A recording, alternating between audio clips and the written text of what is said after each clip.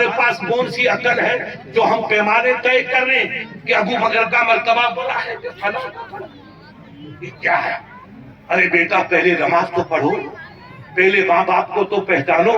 تو نادان ابھی اپنے ماں باپ کو نہیں پہچانا، وہ جس کو فرشتے نہیں پہچان پائے اس علی اور عمر کے پاس تم جا رہے ہو، اس عثمان اور ابو بکر کے پاس جا رہے ہو۔ وہ نبی کی آنکھوں کے نور تھے، وہ ہماری جنت کے سرٹیفکیٹ ہے۔ ان کی محبت ہوگی تو جنت ملے گی، ان کی محبت میں تھوڑی کمی آئی تو سب کھیل ختم ہو جائے گا۔ اس لیے خلفائے راشدین اور صحابہ کرام، ان کی محبت ہمارے ایمان کا جز ہے، اور آل محبت تو ایمان کی روح ہے۔ کون قسمت مسلمان ہوگا؟ اعلیٰ حضرت نے ہمیں ذہن دے دیا۔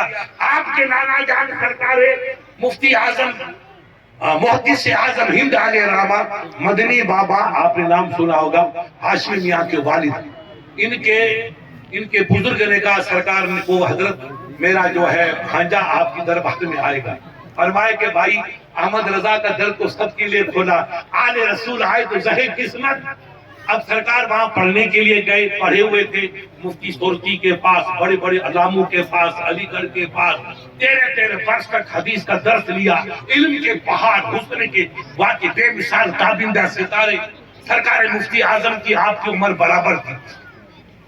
تو دونوں کونے میں بیٹھے تھے، ادب سے بیٹھے تھے۔ اعلیٰ حضرت آئے، سنت پڑھ کے نماز کے وقت آتے تھے، آئے تو دیکھا کہ شہزادہ وہاں بیٹھا۔ اب لوگ نہیں جانتے کہ میرے محبوب کا بیٹا، یہ آل رسول ہے، ان کی شکل دیکھنا ہی عبادت ہے، ان کے قدم چومنا بھی سیادت مندی ہے، مگر لوگوں کو بیچاروں کو پتا نہیں تھا۔ اعلیٰ حضرت کا دبدبا تھا۔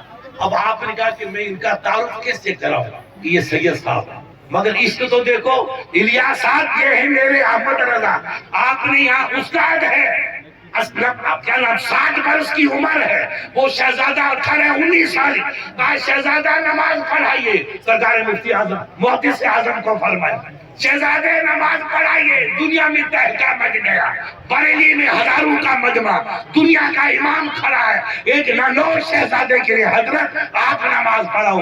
تو محدث اعظم کی آنکھوں میں آنسو آگے، بدن کا حضرت کا نہیں بیٹے، آپ کے ہوتے احمد رضا کا نماز پڑھائے گا، یہ گدی آپ کے نانا جان کی ہے، میں تو اس گدی کا مجاور ہوں، آپ ہی نماز پڑھائیے۔ اب محدث اعظم کہاں پر برہان ملت وغیرہ ان کے دوست پکڑ کے لائے، اعلیٰ حضرت نے پکڑا تو ہاتھ چوما، حضرت وہ کہا بیٹا مجھے اجازت دے، یہ عشق ہے مولانا، اگر نہیں پڑھاؤ تو گدی تمہاری ہے، احمد رضا تمہارا خادم ہے، اجازت دو تو نماز پڑھاؤ۔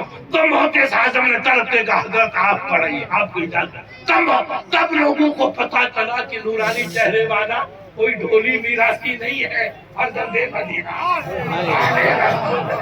فاطمہ کے نور نظر ہے، علی کا کلیجے کا ٹکڑا ہے۔ اب یار نماز دیکھو، یہ ہے پہچانے کا طریقہ، یہ ہے عزت بڑھانے کا طریقہ۔ نماز تو پڑھا دی اعلیٰ حضرت نے، چپ چاپ نکل گئے اور دنیا محدث اعظم پہ ٹوٹ پڑی۔ کوئی ہاتھ چوم رہا ہے، کوئی پیر چوم رہا ہے، کوئی گلاس چوم رہا ہے، کوئی چادر چوم رہا ہے۔ تب پتا چلا کہ آل رسول کا ادب کیسے کروایا جاتا ہے۔ یہ سلیقہ بیچارے ملیے کیا جانے، یہ سلیقہ بریلی کیا پڑھنا سے بتاؤ کہ آل رسول کیا ہے اور آل رسول کا مرتبہ کیا ہے۔ پیارے یاد رکھو، آپ سب عالم ہو، یہ 2 آنکھ میری ہے، میں حدیث میں دیکھتا ہوں، سید صاحب کو دیکھ رہا ہوں اور آپ بھائیوں کو دیکھ رہا ہوں۔ ایک آنکھ چلی گئی تو کھیل ختم ہو جائے گا، کہا مفتی کہاں کی حدیث۔ اس لیے یاد رکھو، ایک آنکھ نبی کے صحابہ، ایک آنکھ نبی کے آل پاک، تب حسن ہے، نہیں تو حسن ہی ختم۔ اس لیے نبی کی آنکھ سر کا تاج ہے، بولو نبی کی آنکھ سر کا تاج ہے، اور نبی کا صحابہ دل کا سرور۔ دل گیا تو زندگی گئی، نور گیا تو زندگی بیکار ہو گئی۔ اس لیے آل رسول کی محبت یہ ایمان کا تقاضا ہے، اور صحابہ کی محبت یہ بھی ایمان کا تقاضا ہے۔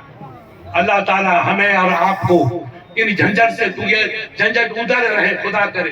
راجستھان میں سرکار مفتی اعظم کہتے تھے کہ ایک آنکھ ہماری اشرفی ہے، ایک رضوی ہے، اور سرکار کلا نے، آپ کے نانا جان دادا جان نے ہمارے مدرسوں کا سنگ بنیاد رکھا، اور اظہار میاں نے اپنے ہاسٹل کا سنگ بنیاد رکھا، اور اس میں سب رضوی بھی تھے، سب اشرفی تھے۔